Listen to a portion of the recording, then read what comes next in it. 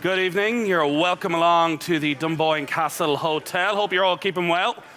We are here tonight to celebrate the 150th Boyle Sports Irish Grand National. I'm delighted to be joined by Tom Malone and Aisling O'Reilly as well for the evening. Tom, in case you're wondering, is looking to defend his title as the best dressed man in Irish racing. We've a Dancing with the Stars style text number you can text in afterwards.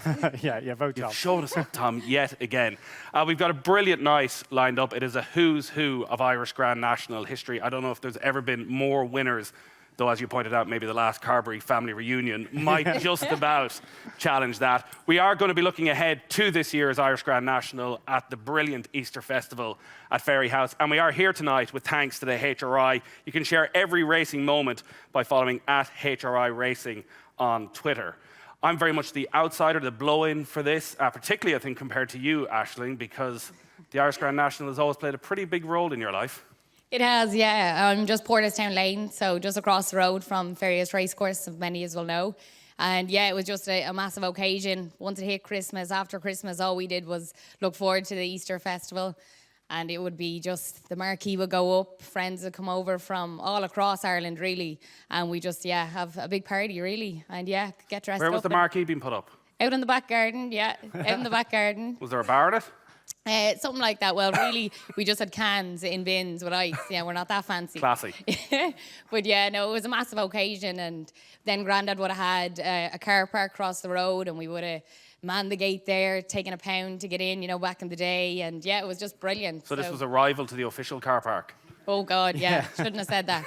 But no, it was so successful, and the same people would have came every year, from across Ireland. And yeah, we'd go over then. We were only 7 or 8, going across to the swinging boats was a big thing back in the day, if people remember that.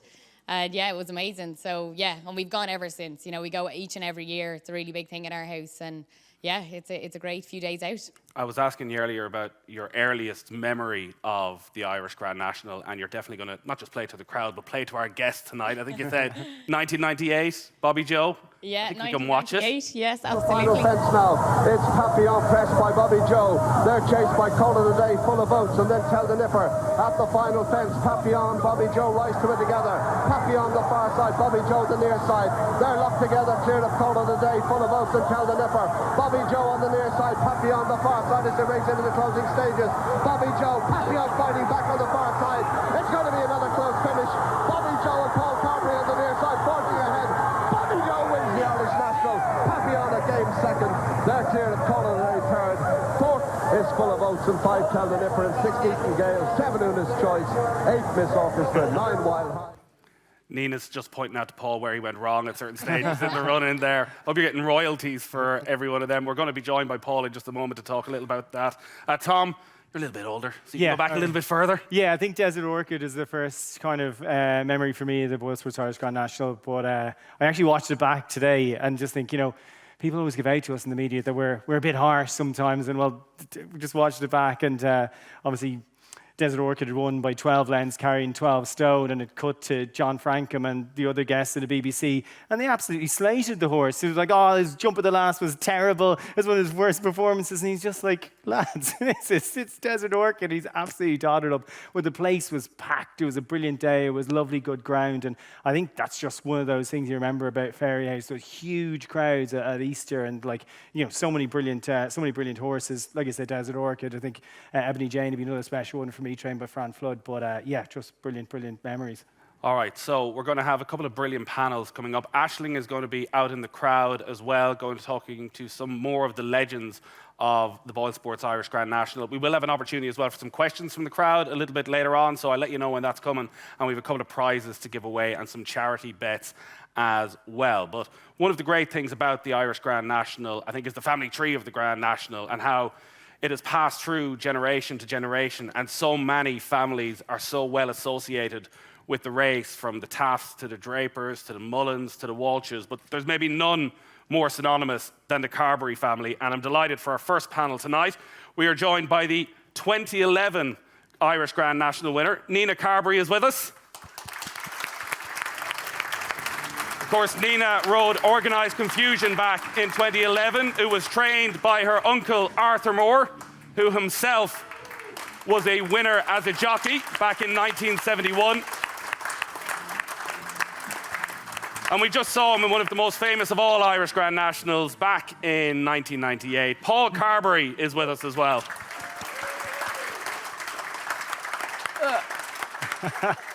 I won't steal your seat. No. Grab a seat. Yeah. We were just chatting outside and I was asking Tom about Paul and he was raving about his craftsmanship as a rider, and then you rock in and the arm is broken. What happened? Simple fall off a 4-year-old yesterday. Show jumping.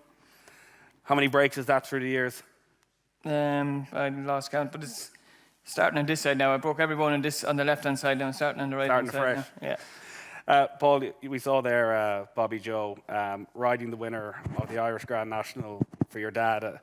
It must be, even now, quite emotional looking back on it and what it meant to the family.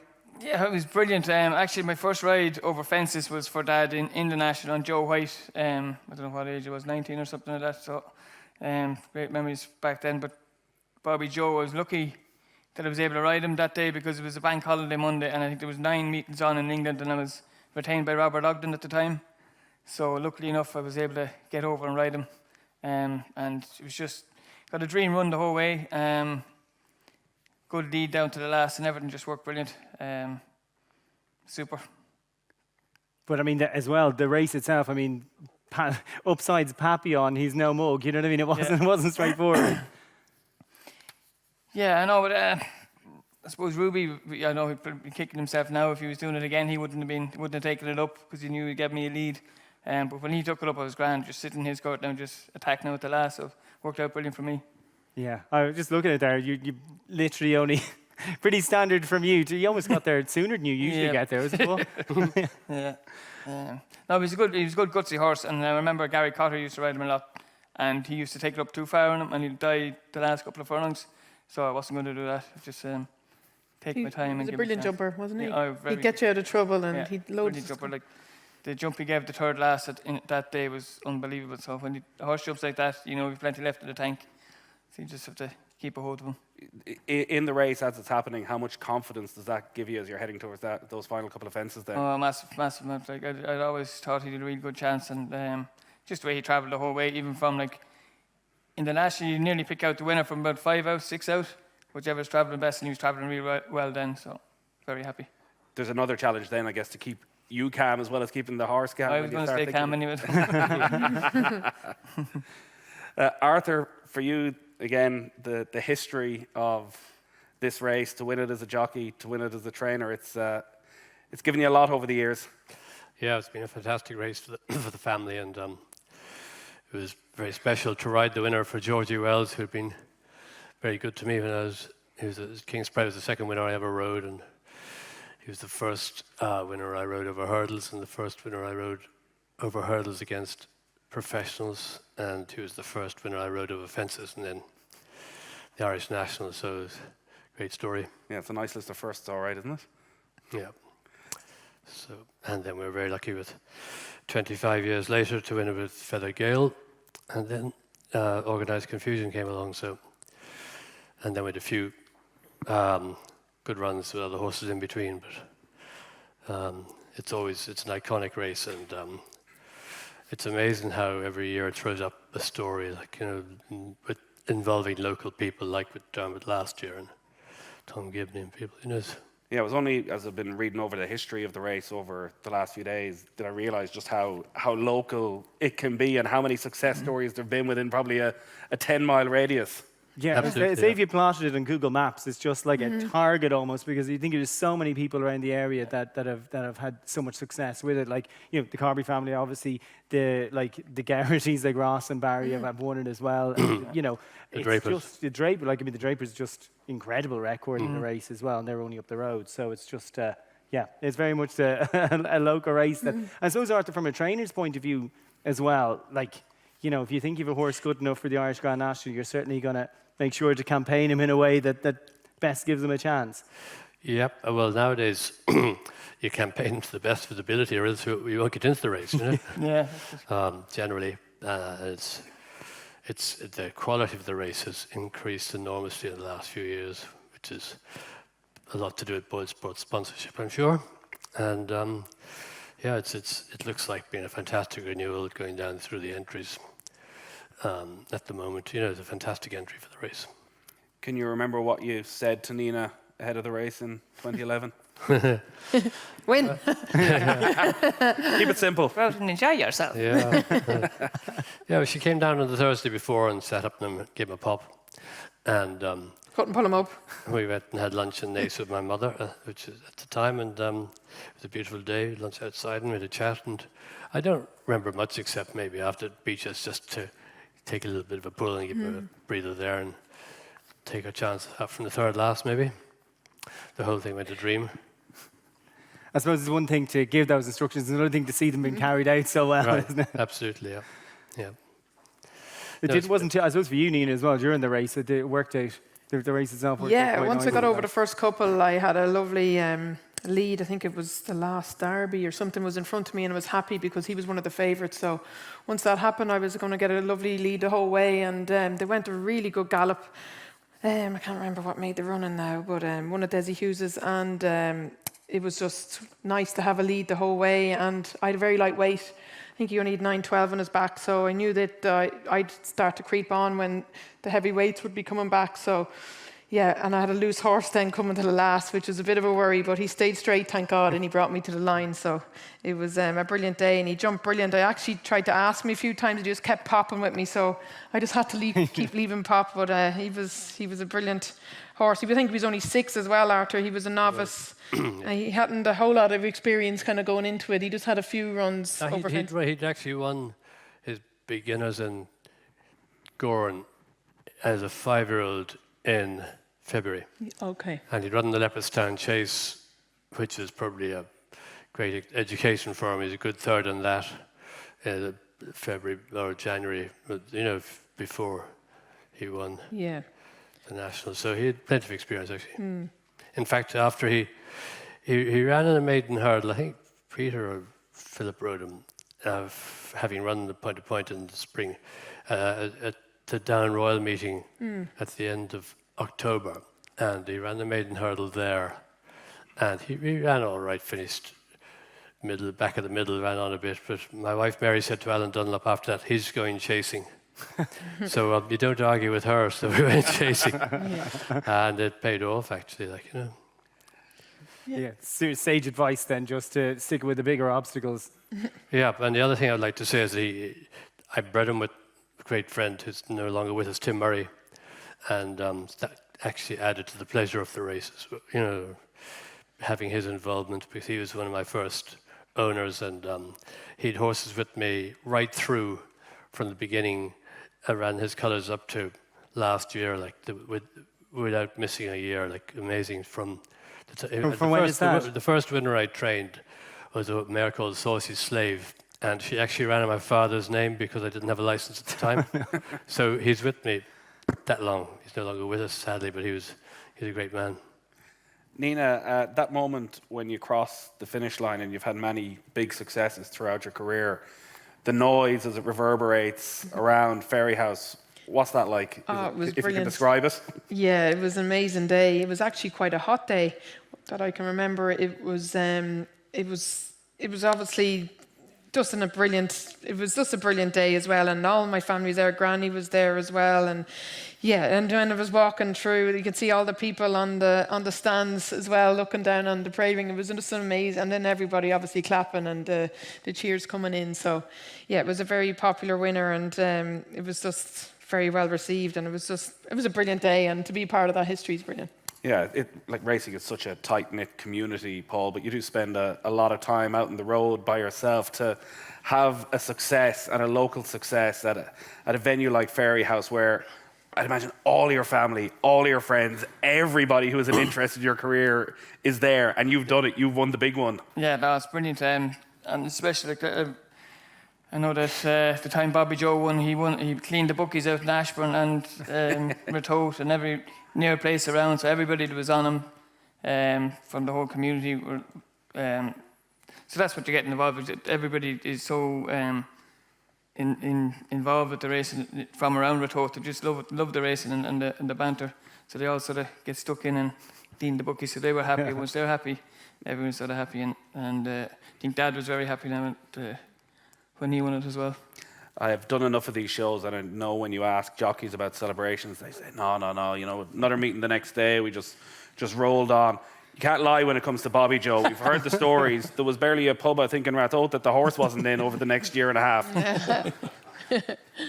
No. Yeah, Dad was for bringing him around.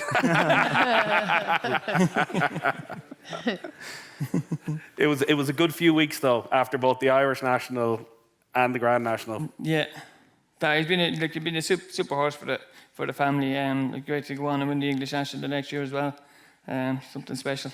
And Paul, for us to find. one of the things as well, like racing now and Irish horses are dominating everywhere. But like when Bobby Joe won the English National, the previous Irish winner was Les Gargot, who your dad rode. 24 years before. Yeah, there's 25 years in the difference. So there hadn't been, Irish horses. I think it was 17 years before that as well. Yeah, so He was nearly a stone out of the handicap as well, Bobby Joe. He was, 10 stone, wasn't he? Yeah. He was a good bit out of the handicap. Yeah. So you'd never see that now, even horses getting in. Yeah, they were. Being out of the handicap. And Dad says, he's out of the handicap, so I think we're going to go for the Irish National. And Bobby Burke says, no. I've buses arranged from London going up. We're going to the English National. That's gas. So Julie went. Nina, were the celebrations similar after your victory? Oh yeah, that was like a dream come true. Like we've been watching those tapes of Dad winning on Lascargo, and you know yourself, you're riding all the different horses, all the Neaty and all those different horses, and then to actually have a horse running in the English National was a dream come true. And watching your brother and your dad having been a part of the winning team was absolutely amazing. It was just like a dream come true. I thought this was so easy; it could happen again and again. Do you know? Yeah, I've never even thought it was. It was just a dream come true, to be honest.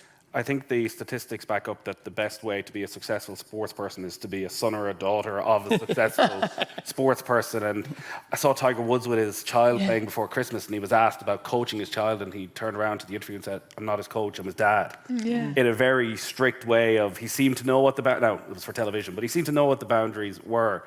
When it came to racing and your dad, like, was it that boundary of being your dad, but also being someone so steeped in the game and wanting to pass on advice, was every conversation a racing conversation nearly? You know Dad now. I would think anyone who knows Dad was a man with very little words. Like he wouldn't say a whole lot. If you did wrong, yeah, you'd know all about it. But he definitely wouldn't be telling you, like, it'd be very little. Do you know what I mean? And you'd listen, you know, that kind of way. So it was often a few little words, Paul, but he'd never say a whole lot. Yeah, he just sort of let us do our own sort of thing, and he'd correct you when you were wrong, or sort of that sort of thing, give you advice. All right, he'd be watching everything, but he'd say very little. You know what I mean? So yeah, that was him. But Mum drove me around the country, and I was pony racing. Thanks to her, she got my career going. You know, having someone to drive me all to pony racing was unbelievable, because I wouldn't have been able to do it other than that, because Dad was so busy. So having someone like that got my career up and going.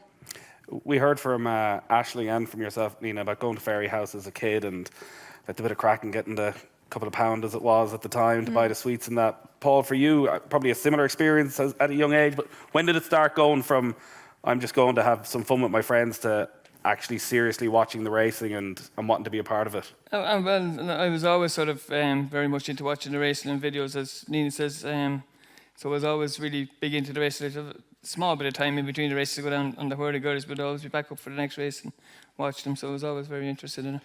I always enjoyed it. Like, it was always brilliant to get up to Fairyhouse. I think at Fairyhouse as well, the Ward Union Pony Camp used to be in Fairyhouse Racecourse, and people used to stay like. We camped there, yeah. And you'd have our mattresses. We put our mattresses in. We're very familiar with Fairyhouse. So camp out for the weekend? Yeah, for the week. Right. Yeah. Yeah. And we bring our Sure, pallets you only live down the road. the doors for the horses, for the ponies, because the ponies couldn't look over the doors. So we everyone would bring their pallets to keep the ponies in the stables. Yeah, it's brilliant. You did camp as well, didn't you? Yeah, I did, yes. Yeah. What age were you? Started off from 11 up 11, to yeah. 15 or 16. 15. Jeez, I'd say there's a few stories there. Yeah. In fairness, the pony camp is actually back. It's back in Fairyhouse now, but they don't stay over. They don't abandon the kids there They for didn't the have week the crack now. we have. Yeah. I'm not sure Peter'd love that, to be honest. Load of kids alone in Fairyhouse for a week. Arthur, I'm sure you've seen huge changes to not just the race, but the festival and what it's become over the decades. What year did you first go to Fairyhouse?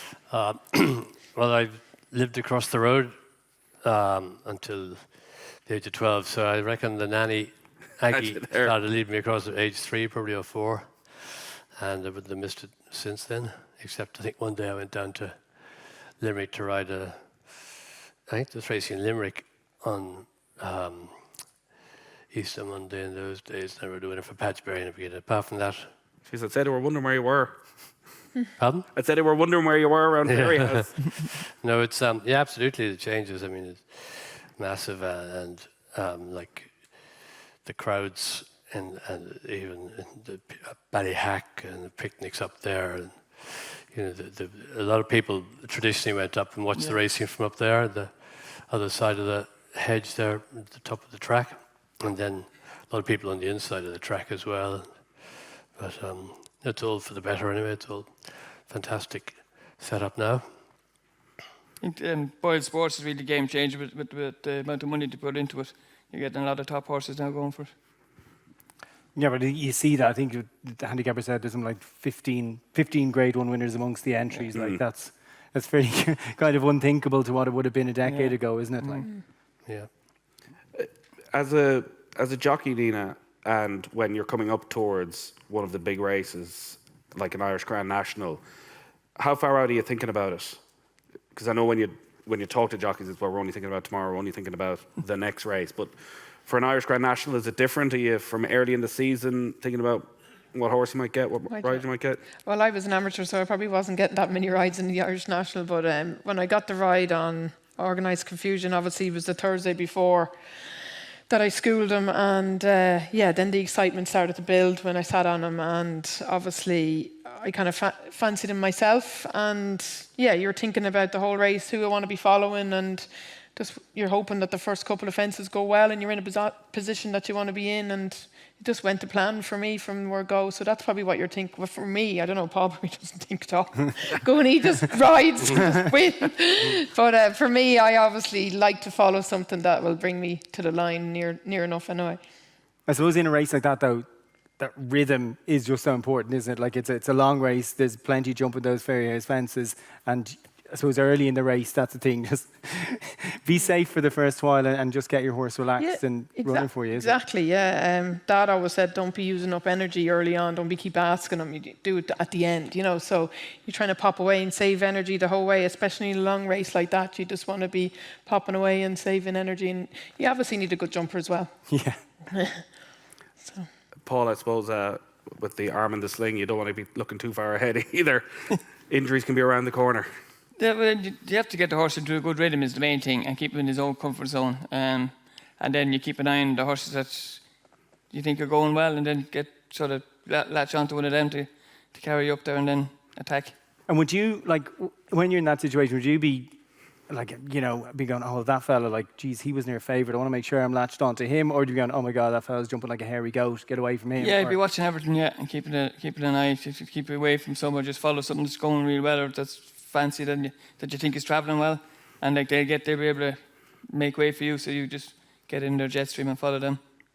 And and that, like, as Nina says, like with you, it was always like, oh, just go and ride. But there's obviously a little more to it than that. I mean, but I think the more you think of a race before you jump the first, and it all goes out the window. So you just have to ride the race as it plans out. So the more you plan a race, it never works that way. So you have to take it whatever way it goes, and then you start. Jump a few fences, and you see what's happening, and then you see who's going well or who's jumping bad, and say, right, don't track him, follow him, and see who's riding, don't go in his eyesight, or his head said. You're worried that some fella, he's definitely not going to give you the inside, you're going to put you out through somewhere. Yeah. Arthur, you'll have seen all the Carberry kids in action, you'll have seen Tommy in action. As a layman coming in from the outside, is there a Carberry style if I was to watch them all together? Is there a Carberry family style of riding a horse? Yeah, they're all good horsemen and women. And from Tommy down to Peter John, they all rode winners for us, which is very nice. But no, the first and foremost horsemen, and then instinct seems to come through. And they do their own thing, but it always more than often than not it works out. And they're all brilliant riders in their own way. And you see, like Paul said, they're like not burning petrol.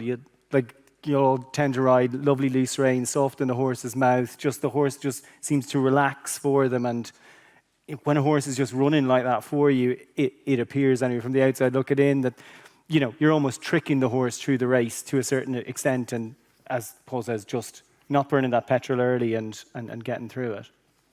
We are only a couple of weeks away from this year's Boyle Sports Irish Grand National, and we're at the declaration stage, so there's 95 horses still in it. But we do have some charity bets. Boyle Sports have given €100 per person, and all of the money that we earn, I'm even going to have a go, so I'm going to be looking for your advice. You can give me your second pick, and I'll go along with that one. If you want to have a look through there, and we'll put the bets on close to the time, and we'll give all the money to some of the Ukrainian charities that are out there, so a really worthy cause as well. Paul, you're having a look there. It's obviously going to be very hard at this stage to pick one out. But the horse I do like is One of Knowles. Does he run all school by hours? If he doesn't get into the English national. Yeah. So other than that myself. Nina? I was actually going to pick him as well. I think he's a lovely weight. Obviously, it's going to go up a little bit because there's a good few going to be running in England. But if he runs here, I think very suited to novice horses. He's got going to have a low enough weight. I think that wasn't definitely his true running in Cheltenham, and I was very impressed with him in the Paddy Power. And he's one for me. I think he's got a nice weight, and he could run very well if he ends up in this. And one thing, it is really important to have a nice weight in this race, isn't it? Like, if he doesn't run, if he runs in the English National, I think Statler's 4 miler. I think he's coming back here. If he runs here as well, but if the other guy doesn't show up. Tom, I think you're of a similar mindset, are you? I'd like something around about a low enough weight as well. Although Gordon apparently is quite sweet in Farouk Delaine, and if Death Duty is actually, I think he's like 41 on the list for Aintree. If he doesn't go there and reverts here, and maybe there's a little bit of rain, perhaps him. But it's kind of difficult if we get a.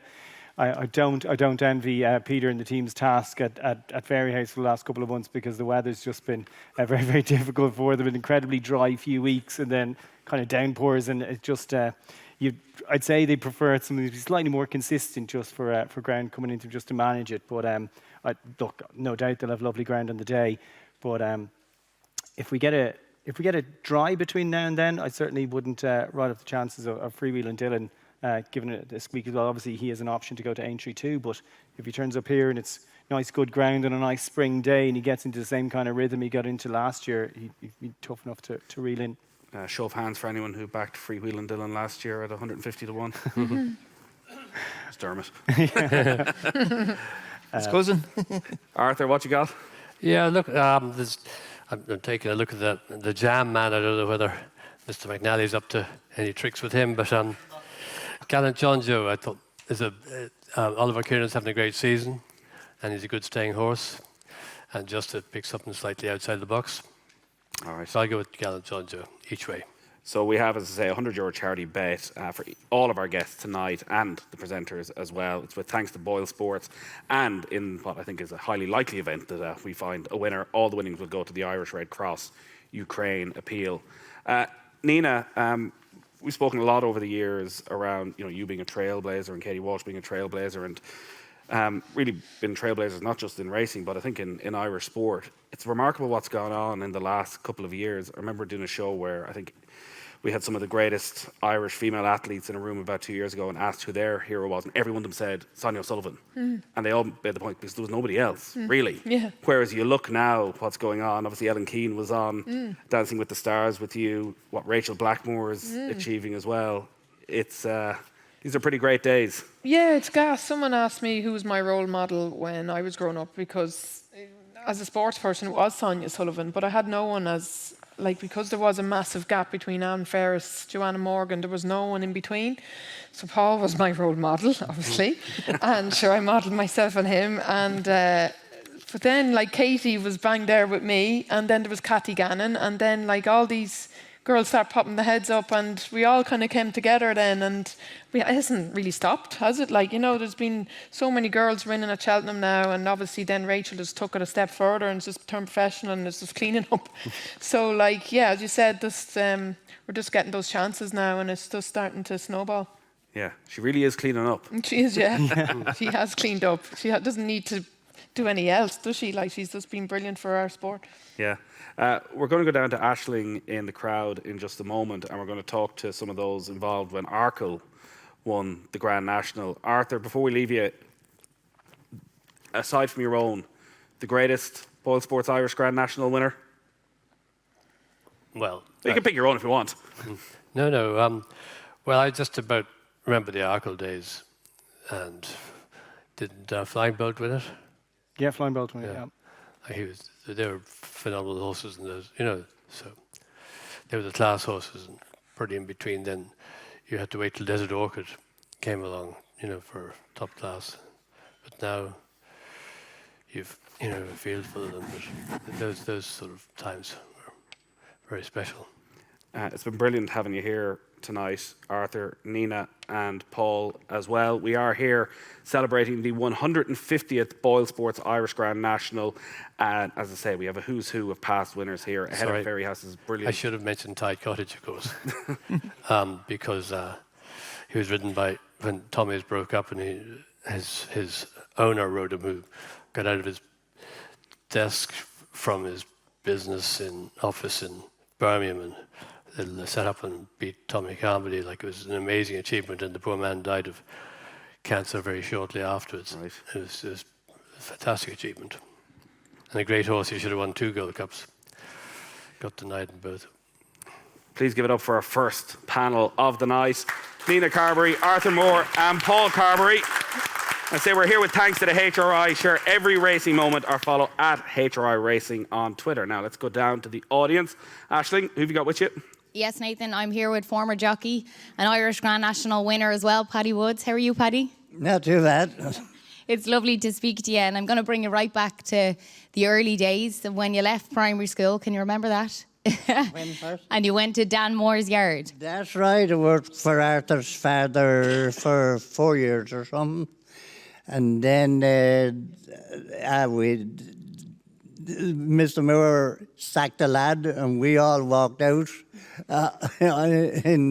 for him. And I went over to Draper's then, and there was a friend of mine, Charlie Riley, said that Mr. Draper was looking for a fella. And I went over, and he said, "Oh, says he, sure, you'll stay with Mr. Moore." And I said, "No, I'm not staying. I have to have my mind made up." So that was that, you know.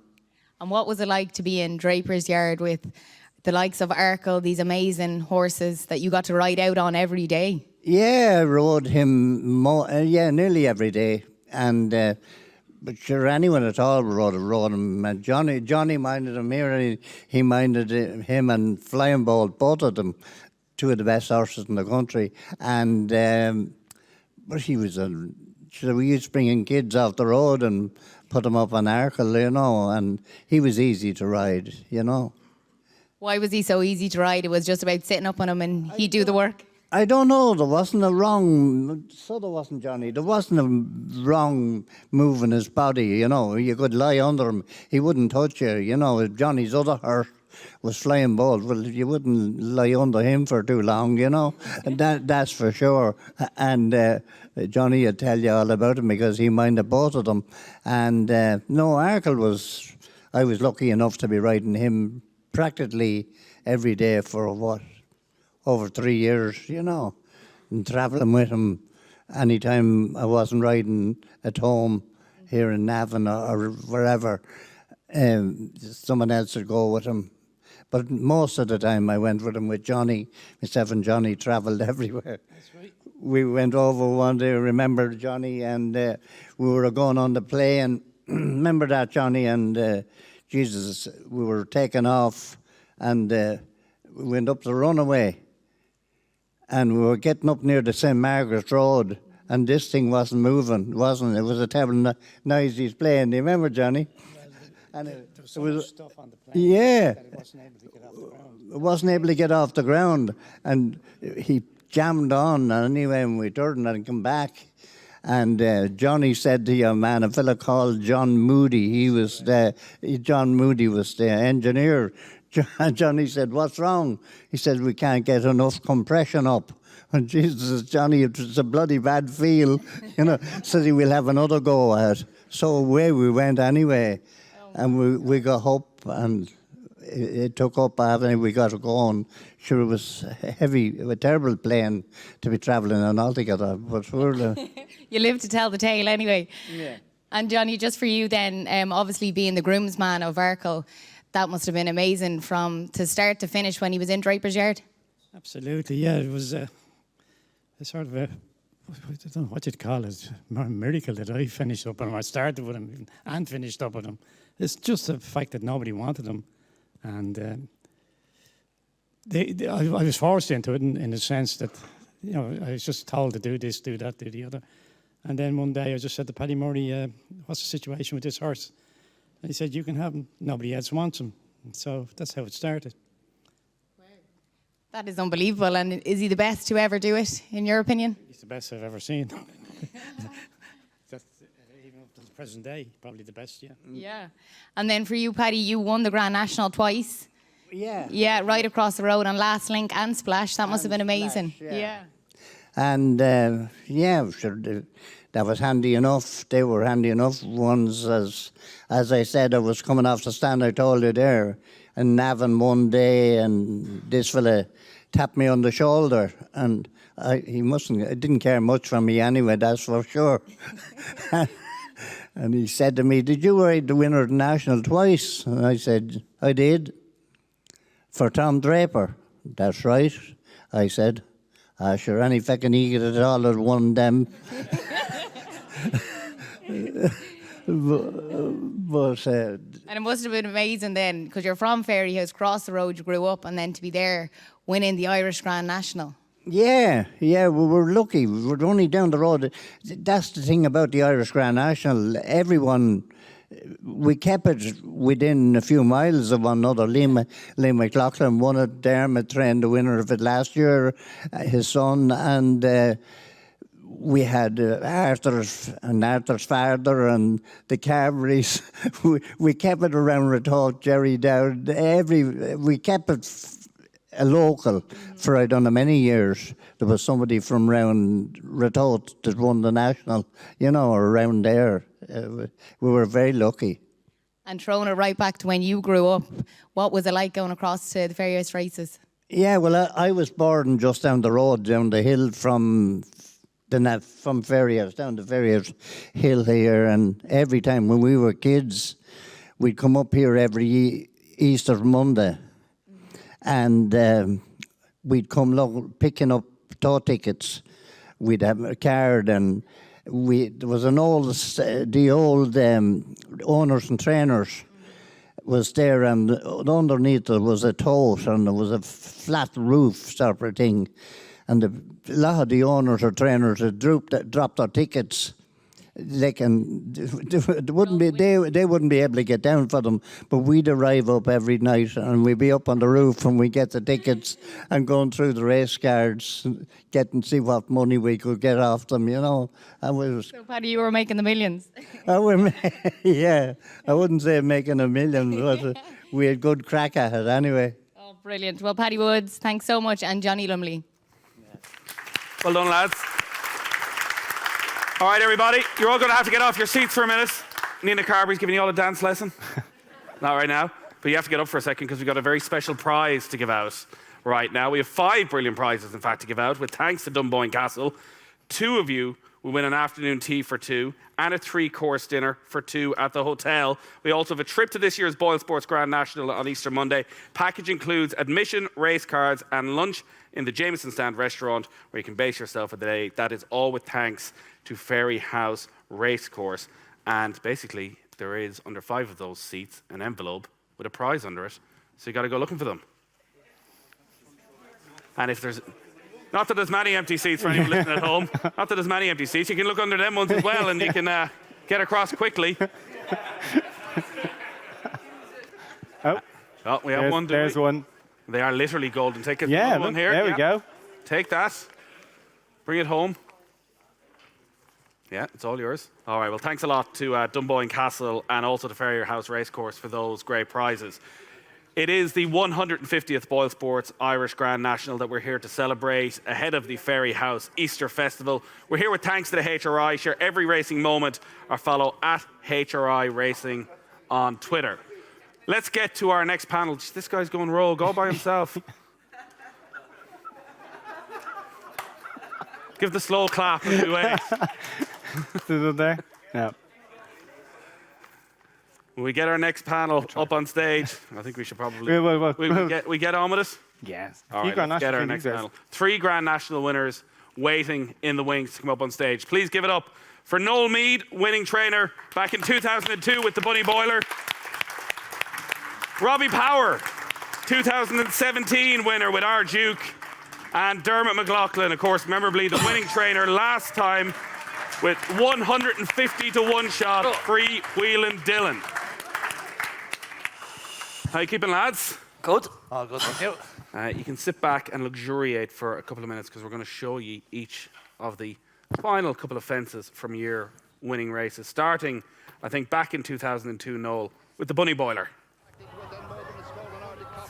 As they race towards the final fence, give over and the Bunny Boiler on the near side. The Bunny Boiler coming to tackle, give over at the final fence. The Bunny Boiler but he's still in front.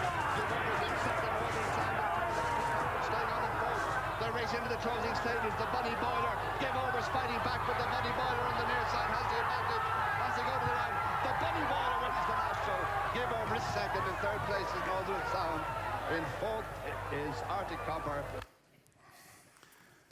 Not bad memories, Noel. It's easier to look at it now than it was on the day when you made that mistake at the last. 20 years ago. This is 20 years ago, yeah. Desi Hughes was standing beside me on the stand, and just as they were going to the last, he said to me, I think you're going to win the national. And the next thing is, boom. And fair play to Ross, he stayed on him. And Paul was riding Arctic Copper, he was fourth. But Paul and the Bunny Boiler just didn't get on together at all. They were going to win the Theestes, and I think he fell at the second last. And he fell a couple of times. He was a terrible jumper. Terrible. But fair play to Ross, he stayed on him, and he stayed forever. How much planning goes into training a Irish national winner? I don't know. He went to Cheltenham to run in the Kinmure, and he didn't get into the race because he didn't get into the weights. So we sent him to Uttoxeter on the Saturday, and Norman Williamson rode him in the Midlands National. He had bottom weight. He was aware of the weights, actually, and he won the Midlands National easily, and then came back. And the obvious place to go was to go to that. But at that stage, until he won the other one, he wouldn't get into it. But he jumped up in the weights, and then he did get into it. But he was still, I think, wrong in the weights in Fairyhouse. So I have to say, it wasn't that well planned. 20 years on, you can claim as much credit as you want at this stage. Yeah, well, it was a great day, though.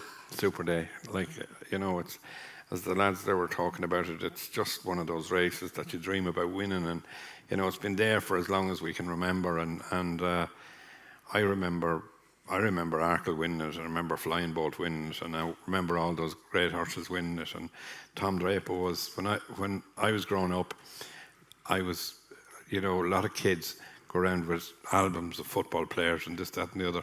I had a big old deposit book, one of those, whatever you call them, check books or something, like big, and a scrap, and I had my scrapbook was full of Tom Draper. Wow! It was all Tom Draper's horses, and that I followed that. I didn't follow footballers. I followed Tom Draper's horses. So I think Tom won it 7 or 8 years in a row. Yeah, 7 years in a row. Think about it. Yeah, and it was a great feeling that day to stand in the winner's enclosure and think, well, this is where Tom Draper stood, because he was my idol, and that was it. It was a fabulous day for me. You must have got just the most enormous sense of satisfaction then in those hours afterwards, where everybody there is just as overjoyed for you as you are for yourself. Absolutely, yeah. It's a fantastic feeling it's just a fantastic feeling. And in Fairyhouse, you come in there into the winners' enclosure in Fairyhouse. There are people on the backs of the stands and the crowds all around the places. It is a bit, it's kind of a theatre in a way. The way when you walk in there, and it's. Of course, it was bedlam in the parade ring. There was nobody that wasn't in the parade ring afterwards. But just that's part of the national, I suppose as well, like Ross Garrity from just down the road too. Like, so that was didn't. But the Garrity's were in the parade ring, so there was no place for no one else. Absolutely, look, it was fantastic because Tucker, Ross's father, and Barry's father has been one of my greatest pals most of my life, and we travelled around together, and we from very early on we had been great pals, and went out together an awful lot, and we were I spent a lot of time with him. So to have the Ross riding the winner for me, to win the national was something special. It feels like it brings a different kind of fame as well, winning an Irish national, even going back through the winners. Like, you hear the Bunny Boiler's name and instantly it's a quiz question every year is who won this year's Irish Grand National. So the names of the horses and the trainers and the jockeys stick with people, stick with them for years and decades. I'd imagine there's still people probably chatting to you now who'd bring up 2002 and the Bunny Boiler. Yeah, well, I suppose the name itself stuck out a little bit because of the film, but he was belonging to four guys. He was started off in Point to Points down in Waterford, and he came to me. A couple of owners of mine bought into him with the fella that owned him at the time, and he won the Point to Point bumper in Fairyhouse. He wasn't a particularly good-looking horse now by any manner of means, but he was, as I say, he stayed really well. His jumping ability was always very quiet. You just couldn't. You see Ross there going to the last, and I think it was the only fence he asked him to jump, and he didn't jump it because you had to sit quiet on him. And I don't know what it was like. I mean, there's very few horses I would say that Paul Carberry couldn't get to jump well, but I'd say he'd even admitted himself that Bunny Boyle put him to the pin of his collar. You'd know he's left the room. Is it gone? Is he? Oh, he's still there. I didn't spot you. He just wasn't. But brave they didn't work for it, did it? Like, I'm not saying anything that you don't think yourself.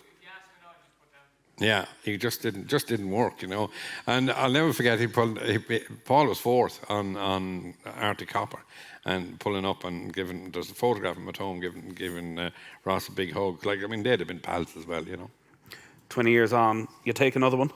Oh, gee, yeah, I sure would. Yeah. Just not that simple. Unfortunately not. No.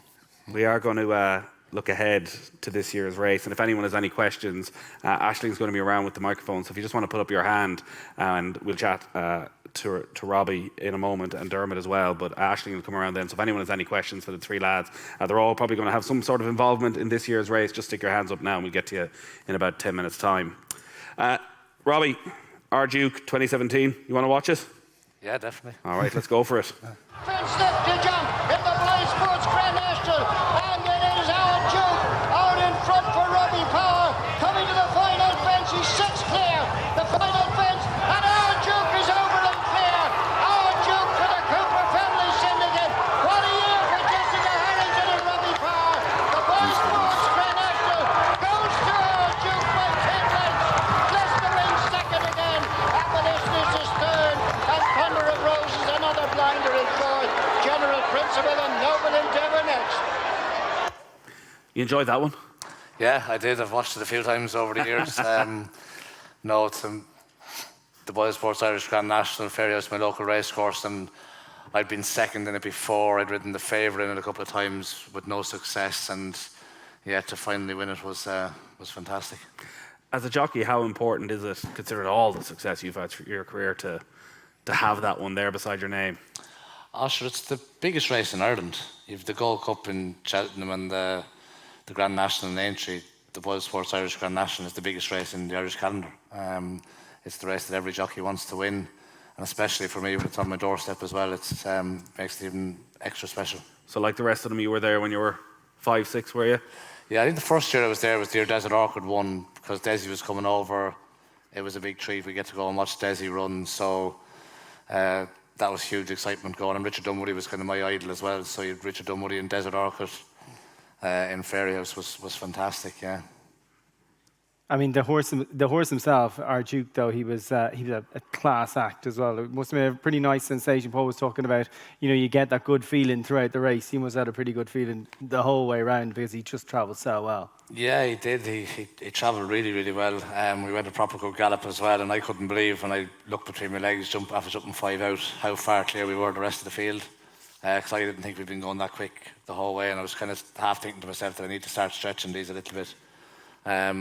But he just done it so effortlessly, and I suppose after he got beaten in the Dublin Racing Festival, he was second to a horse in Knowles called Disco in the 2 mile 5, the Dr. PJ Moriarty. And I was in Jessie's the following week, and she said the owners don't want to go to Cheltenham, they'd rather stay at home. And I suppose, should we go to the Irish Grand National then? And that was the plan then, to go to the Boyle Sports Irish Grand National. And yeah, he was only his 4th run over fences, and he wasn't the best jumper in the world. He took a lot of schooling. I remember schooling him in Jessie's, and he made a lot of mistakes before he ever ran. And he'd missed a couple of engagements because we weren't happy with his jumping, and he was running in this early December in Navan, and I schooled him again, and he jumped fairly average that morning as well. And Eamon Lee, Jessie's assistant trainer, said to me, "Are you happy?" And I said, "Well, it doesn't really matter whether I'm happy or not. He's going to run on Saturday anyway." And he went out, and he actually jumped an awful lot better when he was in a race than he had done in schooling. I mean, it's just that horse. I mean, for me, like that RG win, that's a real kind of sense of when the race became elevated. No doubt, thanks to the Boyle Sports sponsorship. But like you see, when you started seeing horses like our Duke, was he mid 150s or whatever, and he still, ended up getting penalised a stone afterwards. It just showed the quality of the race and what the race has become. Well, I think that year in particular, because he was a Grade 1 win novice chaser. He'd been second in a Grade 1 as well. He'd skipped Cheltenham and gone to the Boyle Sports Irish Grand National as a high-profile horse owned by a small syndicate with one horse in training, family syndicate. And I think half the field in that year's Grand National were Gigginstown owned. I think the whole of Fairyhouse was there, anyone but Gigginstown, to win the race. So the reception we got when we came back in that year as well was fantastic. A lot of pressure, though, on your shoulders. Our Duke went off a very short price. It was around 9-2, which one of the shortest prices ever for a favourite in the Grand National. So, as you say, half of Fairyhouse wanted you to win. How much are you thinking about, actually, I have the best horse in this race, I just need to go out and deliver? I knew I had the best horse in the race. That was never a concern. I was actually very, very confident before the race. My big worry was the first 3 fences, getting out the gate and getting plenty of room, let him see what he was doing. And that, because he was the classiest horse in the race, was never an issue. I think I lined up on the outside, jumped the first 3 fences, and was able to tuck across in 3rd or 4th place in my comfort zone. It was so easy to him, and I knew very early on then, once I got into a rhythm, that he was going to be hard to beat. To be in your comfort zone, like anytime any sports person talks about being in the zone, but to be in your comfort zone in a race of the magnitude of the Boyle Sports Irish Grand National, doesn't happen too often, I'd say, that kind of feeling. No, it does not, and it hasn't happened to me very often, but it's some very, very occasionally you get what you hear said as a Grade 1 horse in a handicap, and that's what he was. I think our Duke could have gone on to be a very, very good horse. I think he started 2nd or 3rd favourite for the Gold Cup the following year, but he had heart problems the following season, and they sort of curtailed his career. If he'd have been able to keep him healthy, he could have been a very, very special horse. How big a test is the National for a jockey? Yeah, it's like most other races, I suppose. It's trying to negotiate your way around. It's 30 runners. It's very, very competitive. And the first 3 fences kind of set the tone for the race. You couldn't jump 3 nicer fences to start off in a race. Dead straight line, heading up for Ballyhack. And you have the full width of the fences. So if you get into a nice rhythm up over the first 3 fences, you find yourself in the position you want to be. It kind of sets the tone for the rest of the race then. And I've ridden in numerous Grand Nationals where I've known after jumping 3 fences that I might as well pull up now because this isn't going to happen. And that's just the way it is, yeah. In terms of the way your year flows and the markers of the big races, an Irish Grand National and wanting to know what you're going to be on, like we're, fortnight away right now. How much are you thinking about it and what you might be on? Are you certain of what you're going to be on? I haven't a clue, actually. between Aintree and more sort of focused on Aintree at the moment and what's going to happen there, and then see the next forfeit stage now for the Boyle Sports Grand National, and then we'll have a better idea of what's going to be in the race. I imagine Gordon's going to run probably 8 or 10 in it anyway. Unfortunately, Jesse has nothing for the race this year, so I have a free hand at whatever I get offered. I can choose between. So hopefully there's a few offers coming across anyway. And how does that work? Like, you know, for people maybe not familiar, do you just say to your agent here, like, look at these guys, or do you talk to Gordon or see what, or would you just kind of hope, or, you know, go around schooling, or what? How does that happen? Like, when you know your main trainer is not going to have a runner. Yeah, well, my agent Kieran knows that already, so he's on the case already, and it's kind of trying to assess at the moment what's definitely going to run in the race and what horse is going to run in the race that you think is the best chance of winning that you can get on. Obviously, Noel's jockey might be retained to ride for Noel, and Gordon's jockeys will be retained. There could be horses that they've won on that they won't be able to ride that have big chances, so you could pick up something like that. So, yeah, that's the agent's job. I'd worry about riding them. He's got to worry about getting me on them. Yeah. Do you sleep differently the night before a Irish Grand National? No.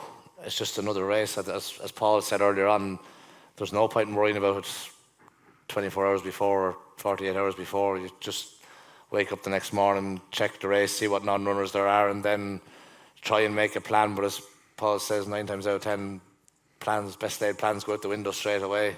Our Duke was the one exception. The plan went 100% the way we thought it would beforehand, and that happens very, very rarely. But you have an idea of what you're going to do, and then it's being able to go to plan B and C is what you have to be able to do. Yeah. Dermot McLaughlin with us as well, winning trainer from the 2021 Irish Grand National. 150 to 1, freewheeling Dillon. Let's watch it back. Joy Dallin, Coco Beach and Sempo coming to the final fence, and it's still freewheeling Dillon in the lead from Run Wild Fred on the near side over the last. Freewheeling Dillon, Run Wild Fred, Enjoy Dallin, latest exhibition, running up to the finish. This is the crowning win for Ricky Doyle and Dermot McLaughlin as Freewheeling Dillon makes all in the Boyle Sports Irish Grand National, beating Run Wild Fred, Enjoy Dallin, latest exhibition, clear of Sempo. Of course, the finish of the race was memorable, Dermot, but really what everyone remembers is your cousin watching the race. Yeah, he's still alive, and I don't worry. There we go. He never told me much had you on me, either.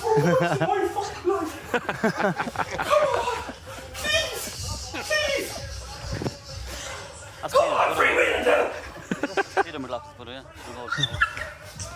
That's Peter's brother, yeah. Oh, where the baby is, the back, man.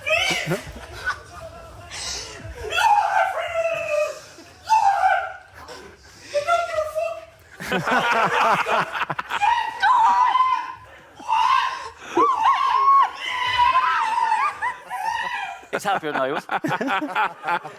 Oh, that's brilliant. That is brilliant. You've never seen it? No. Wow. How much did he have on? He wouldn't tell me, I don't know. A fiver, probably. Gee, he knew from a long way out. Oh, yeah. I know Ollie would have owed a bit of pony race. I think his brother Peter would have owed a good few winners for Noel. So he's still involved a bit, but he got a good buzz out of that anyway, didn't he? Have you ever seen him like that no, before definitely not. or after? Definitely not. He got some sick about that. I was going to say, how did he take the newfound fame? Ah, sure, he's a YouTube sensation, isn't he? Yeah, exactly. He wasn't the only one, I'm sure, who had similar reactions, like 150 to 1. The biggest prize, not just of a Grand National, but I think maybe of a steeplechase in the history of Irish racing. It's insane what happened. Prize, Yeah. In one of the most bet upon races of the year. How many people have you had come up to you since thanking you? There was plenty of people rang a few days later, and obviously parents rang me, but I have a son called Dylan or whatever, had a few pounds them each way or whatever. So it was great. Like everyone got good enjoyment out of it, even if they backed it or not. Sure. I know since you felt that 150 to 1 was a mad price. Look, he won the Midlands National on good ground. He's a summer horse. Things that day, the ground was perfect for him. He got a good lead. Everything suited him, you know. But no, I thought he was overpriced. Obviously, we had another horse in the race. I think opposite the track was his name. He was well fancied. He disappointed us now. But that fella got into a good rhythm, got away in front, and Ricky was very positive on him, and it worked out well. Does the price make any difference to the reaction for you and the staff? Like, No, look, any day you even have a runner in these races, big races, is great. You know what I mean? To have two in that day now was great. Leaving the yard, some of the lads said to me at home, like, the boat went to ground, everything was coming right for us, you know what I mean? But sure, obviously, you need everything going right for you. The ground was a big plus for him. You know, he's a real summer horse, on top of the ground, so, as I said, like, he got into a good rhythm, and it wasn't even the plan to make the run, and Ricky just said this, Gigginstown were 3 or 4, I think they'd 5 or 6 in actually, had they probably, I don't know, they had plenty in it anyway, so he said they probably want to be handy as well. I said, well, don't force them, and you just got to go jump over the first two, and they left them alone, that was it really. And like the races, I mean, you see the closing stages there, but I mean, he did really spread them out, because he come to the third last and it looked like they were stacking up behind him, and then he kept going. And when you look at the form of the race, I mean, all those around him are right up at the top of the betting for the English national. So you know, people say, 150 to 1, but like there was nothing. There was no element of fluke about that at all. Sure, there wasn't. Well, no, he won the Midlands National in Quebec as well, and did something similar, jumped out, bowled along in front, and like from this we made our plan from there. Look, sure, we're high enough in the ratings now, we'll have a go at the Irish National, why wouldn't you? Up the road from us. So we set our stall out early, we didn't give him a run for, I think it was 4 months, and freshened him up, and he's not a horse you'd be racing it off, and he's a light-framed horse, so he doesn't need to take much work either, so it all worked out well. Robbie was obviously saying, as jockeys, they sort of have to take every race. The same, you were talking there about, you know, the excitement of actually getting a horse in for everyone around the stables. Do you sense a different anticipation around Boyle Sports Irish Grand National Day? Of course, obviously when it's so local to us as well, and you know, as I said, we had one, I think it was 2018, a horse called Vic's Canvas, who was well fancied, and he fell at the first show. There was a lot of disappointment that day as well, you know, so as ups and downs, you know what I mean, like obviously like when these horses come along and these races are there, you have to have a go with them, and we're lucky enough like to have a nice horse like him to be able to compete in these races, so you know, it's so competitive, so it's great. I mentioned the family lineage that's there. So many families associated with the Grand National. Similar story for you? Yeah, as I said, my father was in Drapers in the 60s. He was a very lucky man to be riding some good horses, Paddy said there. And Johnny will tell you, like, I remember people calling their house for years and years after, like, asking him to sign autographs of Arkle and Flying Bolt, and people just stay in the house with him for hours talking. He loved it. He just talk all day about Arkle, Flying Bolt, Jim Draper's horses, Tom Draper's horses. He got a great buzz out of it. And then to follow on, of course, you'd always dream to have a runner in these races. When it goes and wins, you know, when the connection is there, it was great, and we all got a great buzz out of it. We were obviously still in the midst of COVID times. Did you get to celebrate it? We went home, drove around the corner into the yard, all plenty of neighbours, family were there, it was great. Like, I wasn't expecting it, and it was great. So that's the only thing that to draw back was obviously COVID. My family weren't there, and my friends and that, but sure, look, we celebrated after. There was a lovely moment, though, for you and Ricky Doyle. They've spoken previously about, you know, the kind of that theatre, that amphitheatre in Fairyhouse, and all the jockeys came out along the balcony, and it was a lovely reception in, even though obviously there's very, very, very few people there. It was everyone that was there definitely did their best to make sure, didn't they? Yeah, they did, yeah. Fair play to Peter, he put on a great show as well, so it was great. No, obviously, it was great to win the race, and even for Ricky Doyle's career, you know what I mean? A young chap trying to get going there as well, and you know, it was great for him, it lifted him as well, you know what I mean? He's after riding 2 nationals on him now, so hopefully we can get another one someday too. And what are you thinking about? What next for Freewheeling Dylan? Will he go to Aintree, come back for this, or? He's going to be left in the Boyle Sports Irish National, and he will go to Aintree, and hopefully if the ground stays the way it is, he'll run. If not, we'll have to decide over the weekend what we're going to do. No, do you know what you may be running in the Fairyhouse? Or? Well, obviously, Schoolboy Hours is declared in the English National, but he needs 6 out to get in. So I would imagine that's not going to happen. At this stage, everybody's paid their money, and I would think that it's highly unlikely that that many will come out. So I would think he will go to Fairyhouse, as long as the ground is not quick. And we have another horse in it as well, the horse that won the Leinster National, Deal Car. Deal Car, yeah. So he'll go as well, that's the plan with him. And we have another horse there as well called... Beacon Edge? Or does he go now? Yeah, I wouldn't be that keen to run Beacon Edge in it, but I did get an instruction to leave him in. But I wouldn't be that keen to run him in it. Don't mention the war. He didn't come home that well from Cheltenham, and I would hope that he could wait until Punchestown. but he seems to be back well again now. But I think that we still have Lieutenant Command and Deal Care to Gigginstown. So it looks like School by Hours will probably go there now. If you do, obviously the ground is a factor with him, because factor with both him and Deal Care. They both of them would like easy ground, and I'd say that's where they probably will end up. Those conundrums, I won't call it conflicts, where you feel one thing for the horse, the owners feel another thing. How often does it come down on your side? Generally, common sense prevails. And they agree with you? Yeah, everybody has their own opinion, then they do what I say. Doesn't always work out like that, but on the whole, yeah, that generally does more or less work out that way, because what's good for the horse, really, if he's not, there's no point in running if you're not happy with him. I would have my doubts, to be honest with you, if he'd get the trip anyway, Creek and Edge. Whereas the other two horses are out and out stayers, you know. So we do have a €100 charity bet tonight with thanks to Boyle Sports for each of our guests and presenters. So in the highly likely event that we pick a winner, any winnings will go to the Irish Red Cross Ukraine appeal. Aisling will be coming to you in a moment, so have a good think. Robbie, you take the lead here. Yeah, it's hard to know what's definitely going to run at this stage, but it was touched on earlier on about local success in the Boyle Sports Irish Grand National. I think Max Flamingo for Francis Casey has been training for this race. He's mentioned this race a lot about for him. I think he'd have a big chance in the race. And Ronald Pump for Matthew Smith as well. He was second in the Stayers Hurdle, was second in the Leinster National. If he got a bit of ease in the ground, he'd have an each way chance. But and Ben Dundee as well for Andy Lynch. That'd be a great story if he could win it. But probably 150 each way on Max Flamingo for Francis Case. I think he'd have a big each way chance in the race. Dermot? I'm going to go for Screaming Colours. I think if he wins. Why? Because I've seen him winning there a couple of weeks ago. He's impressive. And I'd love to see Andy Lynch now. Andy's a pure warrior now and always on the go there, hardy fella. So I'd like to see him have a chance to have Ben Dundee as well.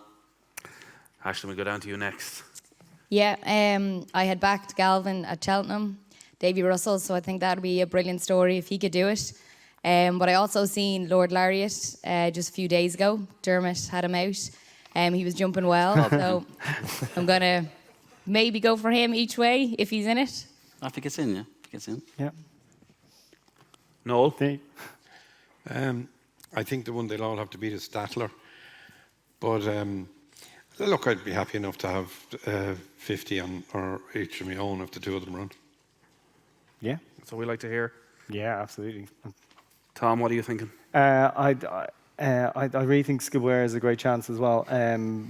But I am going to go with... I just think Statler runs, he wins. But so I'm not going to. You're saying he's going to go off for what, about 8-1? Well, if he's 8-1 at the moment, if right. he runs, he'd be similar to an Arduke kind of price, I'd imagine. But yeah, I'll go with Statler. Nope, he runs. As a football commentator, I'm going to go with full-time score. Oh, I see what you did for there. Henry de Bromhead. Yeah. That's what I said. I'm the layman at this. I'm going to be in the paper on the Monday, just going down. I like that name. Yeah. Full-time score going to run. Just the silence says. Probably will, yeah. Yeah, should get in. Yeah. At a good price. See whatever price you want. Yeah. Fantastic. Noel actually helped us out on one of the OGB videos before. And I think he properly put the fear of God in a few lads, because we got a lovely video. We're following Sean Flanagan around for the day.